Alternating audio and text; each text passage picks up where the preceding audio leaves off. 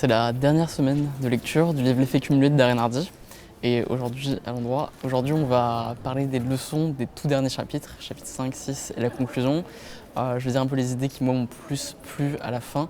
Ce qu'il explique, c'est que le plus important, enfin un des trucs qu'on néglige le plus quand on veut s'améliorer, le petit effet cumulé qu'on néglige souvent, c'est de contrôler ce qu'on laisse rentrer à l'intérieur de notre cerveau. De la même manière que quand on est chez soi, dès qu'on a un peu de saleté qui s'accumule, un peu d'ordure qui s'accumule, on les vire très rapidement.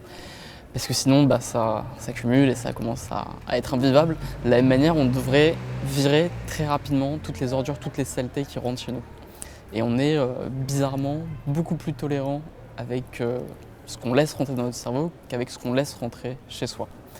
Donc tout ce qui est négatif, c'est-à-dire les mauvaises relations, les mauvais médias, les mauvais films, les mauvaises musiques qui même peuvent vous plaire mais dont vous sentez qu'elles vous apportent un truc un peu négatif dans votre vie, que voilà, ça vous rend pas plus productif, plus créatif ou quoi que ce soit, vous devez être extrêmement intolérant avec ça, vous devez juste les virer et pas vous poser plus de questions que ça.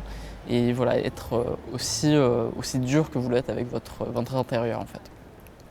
Donc voilà, le conseil, c'est que voilà, il faut surtout pas négliger tous les médias, être capable de faire une cure médiatique en fait pendant quelques temps. Et à ce moment-là, même si sur le moment ça a l'air d'être inutile de ne pas aller sur un site d'information aujourd'hui, de ne pas regarder votre télé aujourd'hui, sur le long terme ça s'accumule et ça vous améliore vraiment et ça vous donne vraiment un avantage par rapport aux autres. Ensuite, ce qu'il faut, c'est pas seulement virer les choses négatives, c'est aussi les remplacer parce que sinon c'est impossible. Donc, ce par quoi vous pouvez remplacer les médias négatifs et les mauvaises musiques, etc., c'est par de bons médias. Des trucs de développement personnel par exemple si c'est ce qui vous intéresse, ou des livres sur les sujets qui vous intéressent.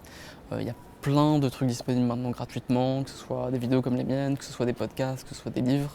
Donc à tous les moments de la journée où vous avez ces influences négatives, vous pouvez très vite les remplacer par des influences positives. Voilà mon idée préférée de la fin du livre. Ensuite, il est question aussi de comment dépasser les murs et comment en fait, vous révéler vraiment qui vous êtes quand vous êtes en train de dépasser vos limites. Donc après, il prend l'exemple de grands athlètes comme Mohamed Ali, comme Lance Armstrong, comme d'autres gens comme ça, pour qui finalement, ce qu'ils expliquent, c'est que le moment où ils font la différence, le moment où ils se révèlent en tant qu'athlète, c'est le moment où ils sont à la limite, où ils sont à la fin de leur capacité, et où ils vont au-delà du mur de leur capacité. Donc voilà les leçons principales de la fin de ce livre.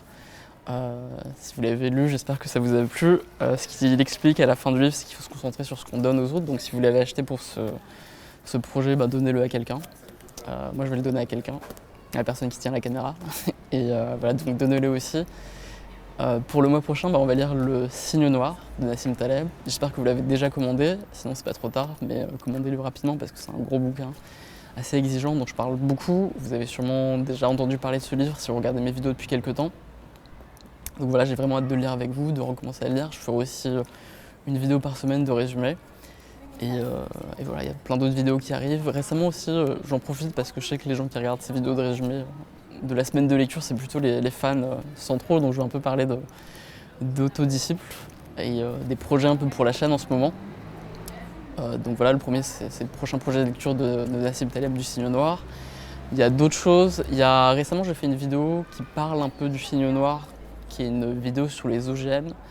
Et j'ai eu pas mal de réactions très négatives de certaines personnes. Enfin, la plupart des abonnés ont bien aimé, mais j'ai eu d'autres personnes qui ont eu des réactions très négatives. Et parmi ces réactions négatives, il y en a quelques-unes qui étaient assez pertinentes et intelligentes. Donc je vais faire une vidéo de correction par rapport à cette vidéo-là. Vous verrez ça bientôt aussi. Et voilà, vous verrez au passage, comment se remettre en cause et comment avoir une bonne méthode de raisonnement. Ensuite, là, c'est plus que la moitié de l'année, on est à 7 mois. Et vous savez, si vous suivez ces vidéos depuis longtemps, que mon objectif à la fin de l'année, c'est d'arriver à 100 000 abonnés.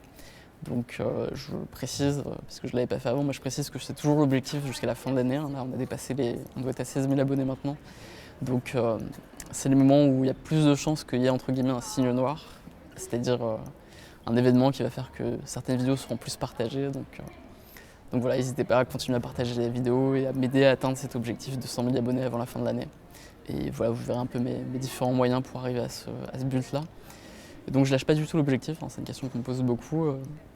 Je crois beaucoup au cygne noir, c'est un peu ma méthode de productivité. C'est un peu différent de l'effet cumulé, c'est une autre manière de voir les choses, mais les deux se combinent bien.